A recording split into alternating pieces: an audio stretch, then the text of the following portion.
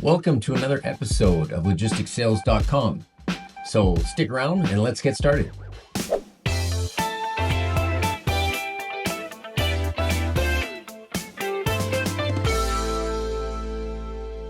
Welcome back to another episode of logisticsales.com, where today we're continuing to talk about creating your ideal client.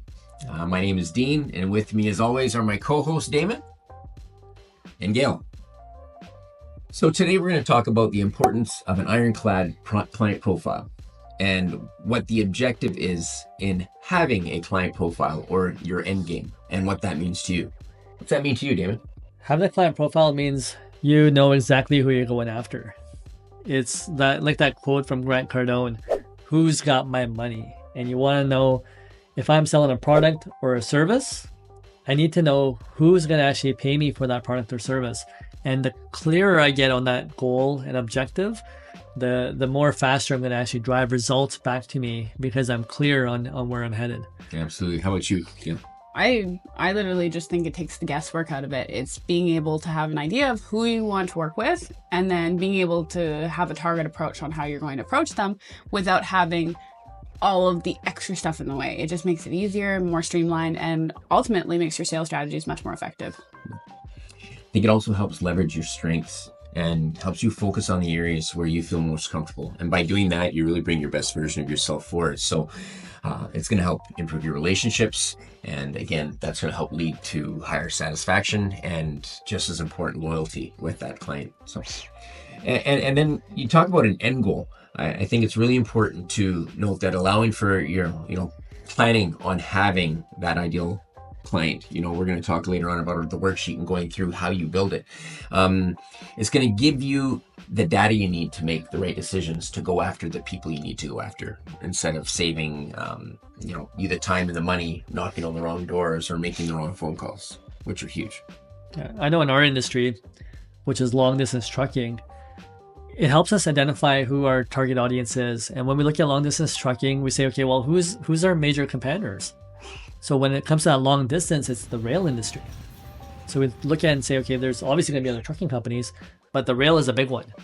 And so we differentiate between who's going to go after, or again, who is a rail going to service versus who we're going to service. So we try to differentiate between our strengths and the rail strengths. And we say, okay, the rail is always going to beat us on price because they can just move at, like they could put 50 carts behind one train, where we could put one trailer, maybe two, behind one truck. And so we're always going to lose out on that price because we're giving a specialized service. We may be going from the same point A to point B, but we're doing it in a completely different way. And so our customer that's looking just for like the cheapest price to get it from point A to point B is probably not our ideal client. Our client's going to be someone that's going to pay a little bit more, but he's going to want the service that we have to offer with trucking. And so, and we can go into detail, and maybe we'll talk about this later on, but there's so many different aspects of long haul trucking that are different from rail, and having that client profile is going to help us list it all out so we can differentiate ourselves between our competitors and also give us that advantage that we need when we're talking to our clients, again, to land those customers and not be wasting our time with customers that aren't even going to produce what actually we want from them. I know Gail wants to jump in. I just wanted to say something real quick too, because we used in the beginning having an ironclad client profile. And that's so important to be laser focused, to understand who it is that you're going after, if it's your area of expertise, because sometimes, people are trying to force that square object into a round hole. And by building that ironclad client profile, we've discussed this over several episodes now. So we encourage you to go back to other episodes as you're going through this, because really this is the foundation of your sales journey. Go back, learn the steps, understand the why, and then you'll have what you need to go forward to the next steps, which will be, obviously throughout this journey, we'll go through all of them through our episodes. But I wanted to stress, why it's so important to have that ironclad client profile. It's okay that sometimes there may be somebody that just doesn't work within your model, and that's okay. And then you just save them and yourself time and money by going after the ones that are. Yeah. And we see this a lot in sales, where people are going after so many random customers that they really lose track of the customers that they really should be focusing on. And it's just like, you see all this candy around you, and you're like, I want to try this one, I want to try this one, I want to try this one. But really, one is going to make you full. And that's the one you really want to concentrate on and say, okay, which one is going to produce enough for me to get me going on the right track? And that's, again, if you're focused on everybody, it's hard to fit everybody into one marketing campaign. It's hard to fit everyone into one, sort of messaging campaign. You're going to have to pick and choose of, your message has to match your client profile. And that's why it needs to be clear. Yeah. Exactly. And that's what the whole client profile is about. It's how do you narrow down your target audience to figure out who is right for you. And ultimately is to save time. Because when you spend extra time worrying about customers that don't fit the mold of what you're trying to build, it ultimately is just wasting your time. And I mean that in the most respectful way possible, but it's because you're spending time contacting people, building relationships, doing marketing and all these strategies to eventually find out they're not a good fit. So how can you take your product or service and just market to the people that are perfect for what you are selling? So that's what we're going to get into here. So if everyone could go ahead and open up or download the PDF worksheet attachment, let's go through building your own client profile. We're going to go through it pretty quick here. So definitely encourage you to follow along and even take it afterwards, take some time to think about it, go back to it later on and start filling it out about what's important to you, what's important to your business that you're building. So if you are, I'll have it open here. We'll just get right into it. The first question here is, what industry are you planning to target? Now, the reason we have this one here is because, you may not be looking at long haul trucking. Maybe it's rail. Maybe it's LTL. Maybe it's something else entirely, like selling athletic wear. This applies to everyone. So if you're not specifically in the transportation sector, don't worry. You can still follow along, and this will be a great tool to help you align with your client profile. The second question here is, what product and or service are you planning to sell? So if you're in transportation, for example, you could be doing transportation like everything on the board, but probably not. There are so many aspects of transportation. So maybe you specialize in rail. Maybe it's refrigerated transport. Maybe it's LTL. So figure out, what is it, your niche? What area of expertise are you going to be focusing on? And then go from there. The third question is, what is your main competitive advantage in the marketplace? Put it very simply, it's what is going to make you stand out against your competitors. Is it you as a person? Is it the service that you provide? Do you have value adds that are going to make you stand out? There's so many things, like Amazon, perfect example. Their competitive advantage is that they can do the next day delivery or the 2-day delivery with Amazon Prime. That's why so many people are, Amazon diehards, because of that service. That's what they want. And so Amazon said, let's deliver it. And even if you're competing against Amazon, for example, again, we may think, who can really compete with Amazon, multi-billion-dollar company. But you say, okay, well, everything that Amazon does is online. So maybe your advantage as someone else trying to compete in this niche is say, well, I offer customer service. I'm actually going to pick up my phone and talk to you instead of just have you do it all electronically. And maybe that's the competitive advantage. But there's so many different ways that even if you're, let's say, for example, you're buying a watch from, there's 3 stores that are selling the same watch. Well, is there different service advantages from buying from each one? Does one have a better return policy? Does one have a better marketing imaging campaign than another one? But there's so many different ways to show different levels of service and marketing to differentiate you from your competition, even though you may be offering the same product or service. Yeah. And I think, we've talked about this in all our episodes, and it'll be repeated throughout your entire journey. And part of it, Gail had just said, main competitive advantage, whether it's you or your product or service. But depending on what your brand is, you are a part of that brand. And the one thing we want to encourage for you to continue to absorb is that service starts and ends with you. When they pick up the phone and hear on the other line, because especially if it's your first, second, 7th, or 10th call as you're trying to build that relationship, eventually they're going to remember the person on the other end of the phone. They are going to be with somebody, so why not it be you? But with that, it's got to come from, the heart. You want to bring your best foot forward by showing them that you care. You want to make their life easier. And all of these skills that you have to go in here, you want to also show them who you are, because they get to know you and your product or your service. And it can't be, I don't think that can be stressed enough. And I don't know how many times I bought something just because the person that was selling it to me was just so amazing. Even if I didn't even have an interest in that product or service, they explained it and showed it to me so well that it's like, well, I'd probably be less of a person without it. So I'm going to go ahead and purchase this. And so, again, take a look at what your buying habits are. How, what makes you buy a product that you're looking to go, next time you go to any store, retailer, mall, pay attention to what makes the difference. And sometimes you're going to realize that the difference maker is just the person on the other end. And that's you, right? If you're working remotely, you're working in any sort of business, the differentiator is, the person themselves. Yeah. I know for myself, I'm not very much of an impulse buyer. Typically what happens when I do make more of an impulse purchase is I'll go into a store and you have like somebody who comes up and they're super personable and they take that time to curate to like, what are you looking for? How can I help you? Like, let's try, like, let's say it's clothing. It's like, let's go try it on. I think this would look good on you.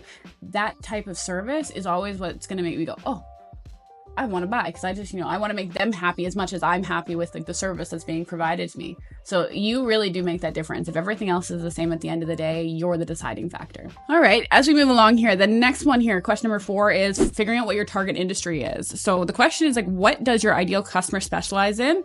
Or what are they looking to buy? And what type of requirements would be needed in order to service that type of customer?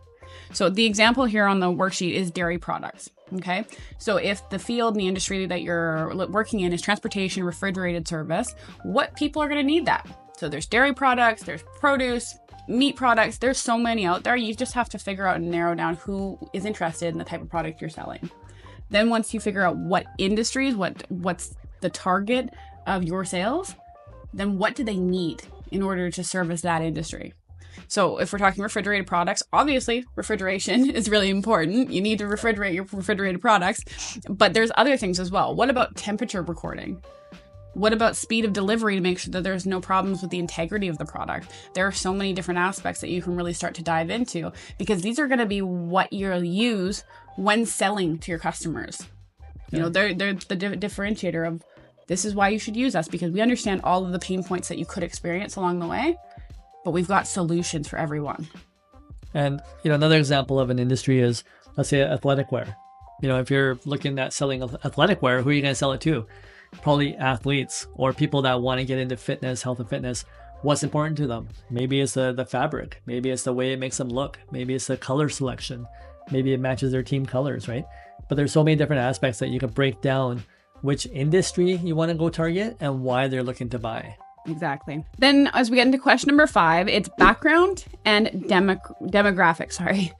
So what does your ideal customer look like? And now this is very open-ended, and it by no means means that you have to follow it to a T. Like we're going to get into number 1 here is average age or gender of ideal client. That doesn't mean that's an end-all be-all. If you're in the market for athletic wear, for example, that could be both genders, right? It could be any age, but maybe your target audience is like that, 15 to 45, 50, right? That age where people are a lot more athletic, they're getting out, they're running, they're going to the gym. Those types of people are probably going to be your target audience. Doesn't mean it couldn't apply to other people, but that's where your target is going to be. Same thing with like gender. If you're selling sports bras, probably not going to be targeting men, right? It would be women that you're targeting, but if it's inclusive, it really does start to open up in that regard. The next one here is personal life of ideal client. So things like, do they have a family? Are they single? Hobbies, interests? Now this one, again, is very broad. It doesn't have to be exact, but a lot of the times the things that you're interested in, the things that are close to your heart are going to be what you can connect to your customers with. So if your lifestyle is very similar or similar to the people that you're selling to, it's easier to connect with them and figure out what do they want and what do they need. I hope that made sense. I was just going to say, as you're filling out the worksheet, you're going through it, especially after the episode, and you go through it on your own. Remember, some of these questions are pretty open-ended. To make it a little more direct, say maternity wear. Then if you were wanting to sell maternity wear, a lot of this would make a lot of sense. It was obviously the age of females that are childbearing, obviously females. Again, some of this stuff is here to give you direction, but sometimes it won't matter if you're looking for the gatekeeper of an enterprise company. That individual could be male or female. So again, some of this stuff, we want to give you as much information as possible, and we still encourage, we love when the questions come through and we can answer back to them. So if you're going through this and anything ever comes up, don't hesitate to reach out to us. We'd love to hear from you. Exactly. And then as we head into this third one here, it's job title, job responsibilities. Now, it doesn't necessarily need to be job title or responsibilities. Maybe it has to do more with their personal life. For example, with the athletic wear, do they exercise? That would be your question there. But when we're talking about, say, logistics, you probably want to go after people either of like executive roles, people who have titles of supply chain manager, logistics manager, director of transportation. All of those people they're interested in transportation. So they're the people you want to talk to. So having an understanding of what are the titles of the people who I need to network with, that I need to connect with. Once you have an idea on that, it's much easier to figure out who you need to reach out to. The next one is location or area of service. Again, this is very inclusive to all the industries as well. But if you're working in transportation, maybe you're based out of the United States, out of New York. So maybe that's where your hub is. So you're going to focus on New York industries. Maybe you're a long haul carrier like we all come from in our background. And so our map is really vast. We do all across North America because that's the service area that we service. But you need to understand, where are your products or services available and who is in that catchment? Who do you want to sell to? The next one is annual revenue or income of ideal client. This applies to everything, but when you're looking at transportation, what are the companies, like Damon said here, the Grant Cardone quote, who has my money? So when you are going after larger corporate accounts, you know that they're going to have more of a budget for transportation. Maybe that's where you want to focus your attention on. So looking at what size of company do you want to go after? And what kind of revenues are they expending on a weekly, monthly, yearly basis?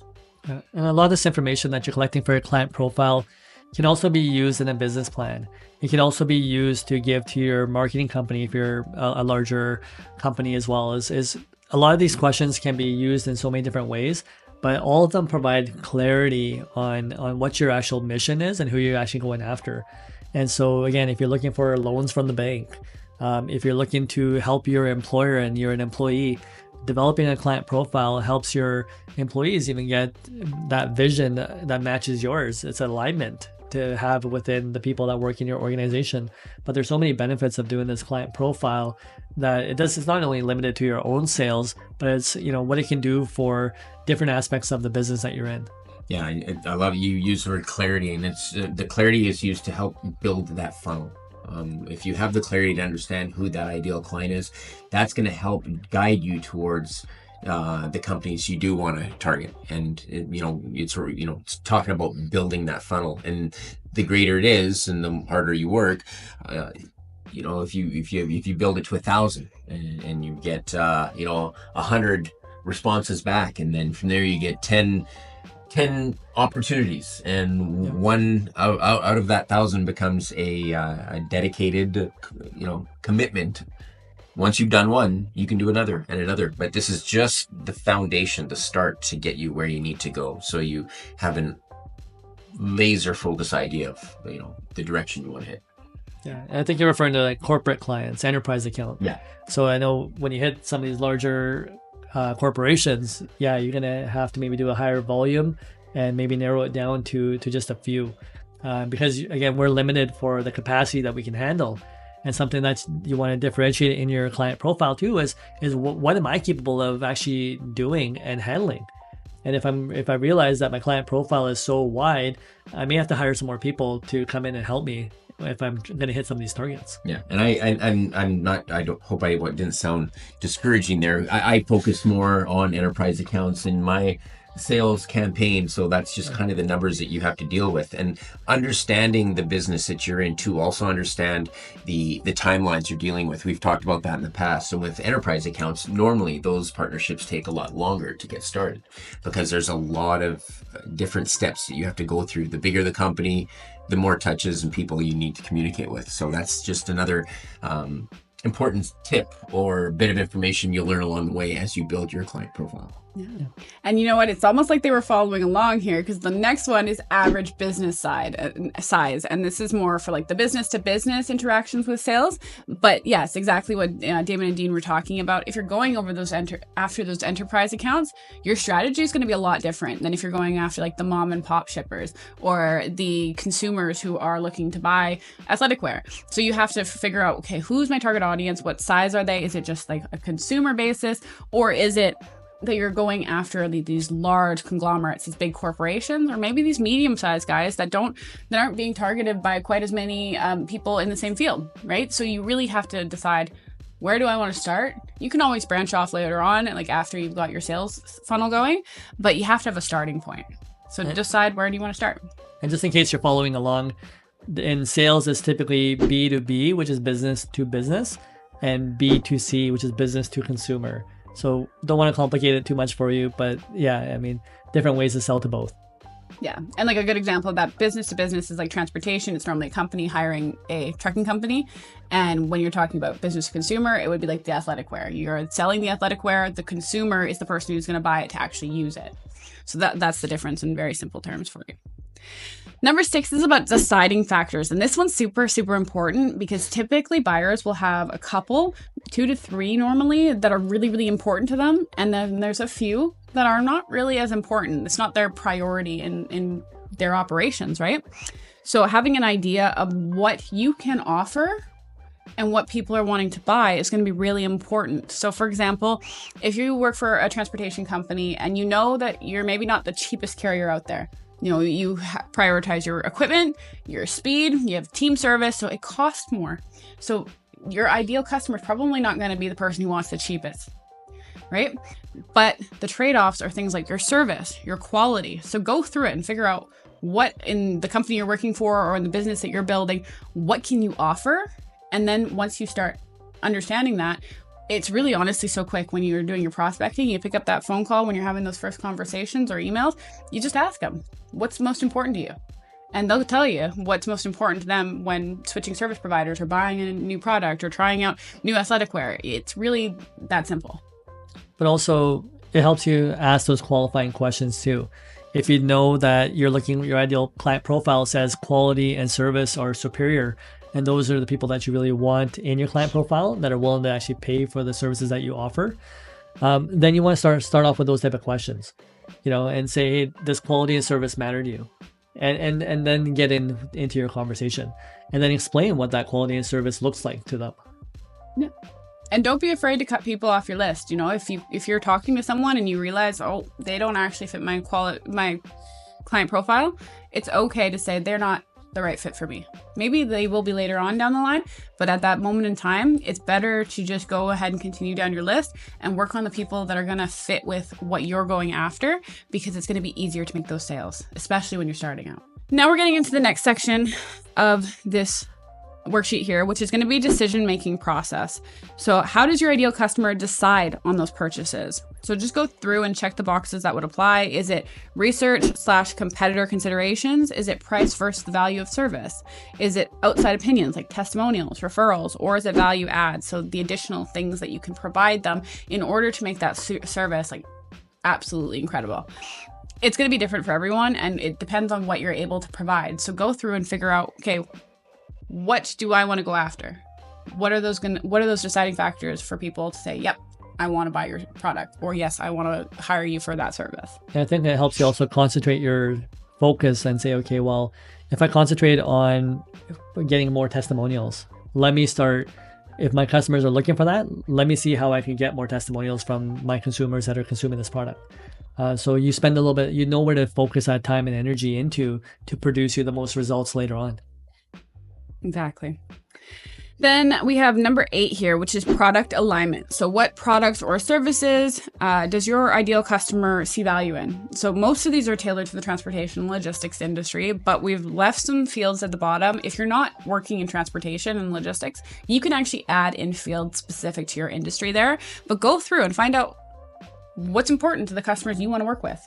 Is it security protocols? Is it having that, hands-on white glove service, where everything gets dealt with by you as the salesperson, as the operations person? Is it the team service? Is it insurance? Go through and figure out, what does my company offer and what's going to be important to the people that I want to work with. And last, I think it's, no, not quite last. The next is number 9, is your wants, goals, and desires of the customers. So we've talked about it before. Having an understanding of what's important to your customer is going to be vital for being able to pitch and sell to them. You have to know what they want. So go through and figure out what's going to be important to your ideal customer. Not mine, not Dean's, yours. So an example here is, my ideal customer wants a service provider that takes work off their plate, freeing up their time to focus on other tasks. So, sometimes we deal with people that they, for example, in logistics, they spend 4 or 5 hours figuring out how to book trucks for every single day. What if you said to that person, hey, what if I took that off your plate and I'll figure out all your trucking and you get those 4 or 5 hours every single day back? What does that mean to a business, to their bottom line? Are they going to save money on employees, additional costs? There's a lot of things that go into it. And that's just one example. It's a great example too, because it really stresses the why, when you pick up the phone. And I think it's important to go through the entire process from start to finish, as once you've developed your client profile, because you want to put yourself on the other end of the phone. What would you want to hear if you were listening to yourself talk about what services or product you have that's going to make their life easier? And that's going to make them, Gail, you were just saying, what does that mean to the consumer or the customer that you're talking to? It's huge, because it opens up time for them to develop, their business that much more if you're taking away that pain point for them. And it's knowing the pain points they have and answering them when they pick up the phone, so they realize that, well, I'm speaking to an expert here. I can work with this person, and then all of a sudden you build that partnership, and that's where the relationship really takes off. Well, now let's think of it even from the sales perspective. How much easier is that phone call conversation going to be when you know what your client wants already? And you're already prepared. You've done the work, you've done the client profile. Now you're prepared to have that conversation. Now you're not worried about what questions are going to come up. And instead, you can actually start anticipating it.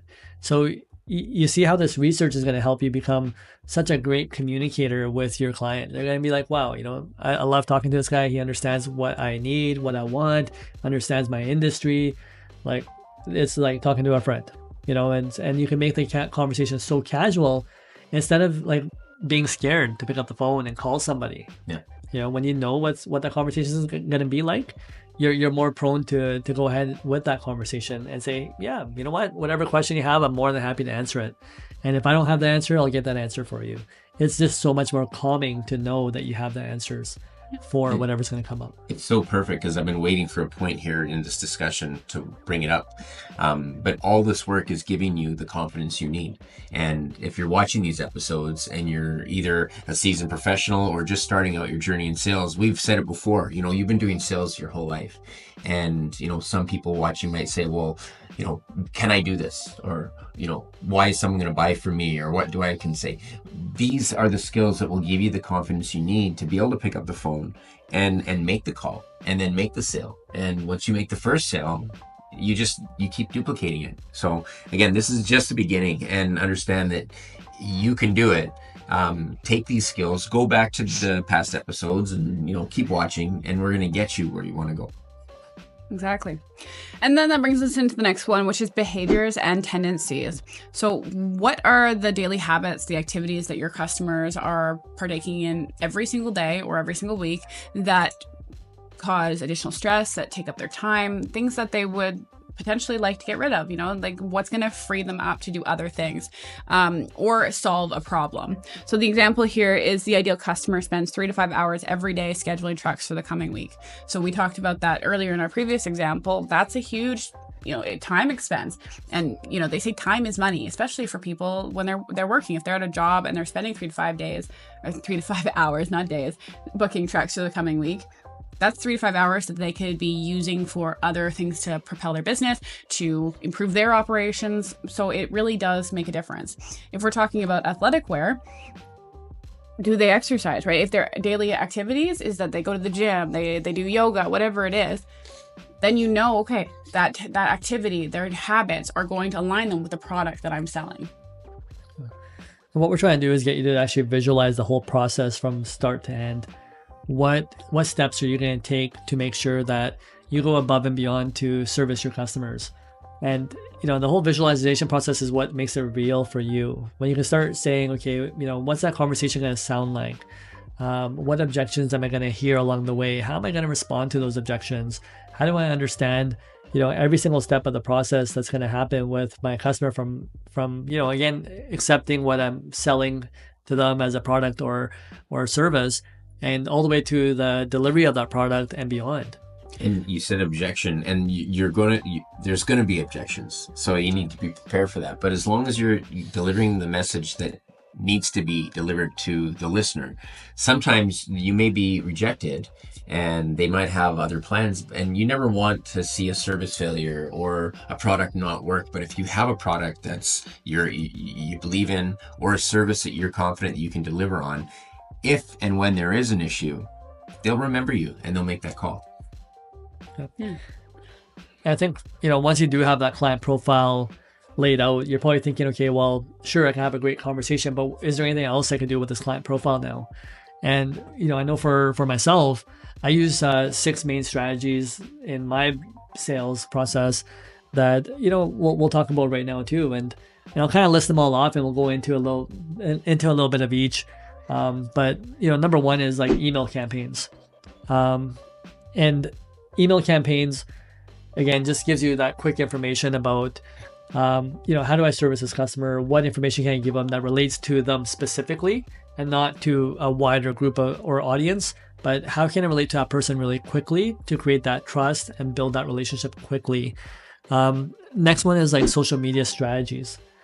So social media strategies is something that I utilize because it, getting connected onto platforms like LinkedIn, or even Facebook, Instagram, TikTok. All these platforms exist. So many people are on them. And I use each one differently. So LinkedIn is that business to business connection to show people that professional side of who I am. The Facebook side we use it for our driver community. When it comes to trucking, a lot of people are international drivers. So Facebook is really renowned for international users on there. And that's something that typically have a lot of our drivers on there, so they can kind of feel that warmth of us as a family, kind of get that little insight into our office and our community, and really bring them in. Yeah. I was just going to add in there as well. Facebook can also be more of that business side if you're doing business to consumer. A lot of the time when you're dealing with like direct consumers, that's going to be their ideal platform for marketing and that type of strategy, because that's where they're going to spend their time outside of work. So if it doesn't relate to their work life, that's maybe where you want to kind of target your approach when you're doing business to consumer. The other thing to keep in mind as well is that it's really dependent on what kind of business that you're in. Sometimes, social media like the Instagram and the TikTok, for some businesses, that's the perfect one to market to your potential customers. So really you just have to assess what is it that your business does and how is the best way to get your professional image out there, all the fun stuff. How do you want to portray that? So like Damon was saying, go through it and figure out what approach you want for each different type of social media. Exactly. The more you understand your client and consumer, you're going to realize what their wants and needs are and how they utilize each platform. And then you could just, again, reverse that to put out your content so it hits the right people at the right time. So number 3 is just general marketing materials. We do this through printed materials like brochures, folders, cards. You could do it through websites, landing pages. But your marketing materials, again, if you know who you're targeting, your message can be consistent, and you design that stuff based on what your consumers are wanting to know about you and wanting to learn about you. So we try to make that easier, so we don't have to really convey that information ourselves. Here, let's put it together so we can actually have a real conversation later on. Beyond marketing materials, the next one is like video content. Video content is huge nowadays, whether it's video platforms like YouTube. But you can incorporate video into emails. You can incorporate video into landing pages. So many different ways to incorporate that video. And it really gets to show your personality. Really gets to show people who you are. It creates transparency between you and the consumer. So you get to really bring them into your world. And it's direct. It's a great way to have a conversation where someone can actually listen to it at their convenience, not at your convenience. But again, it's a way to serve that customer in a different marketplace or a different strategy.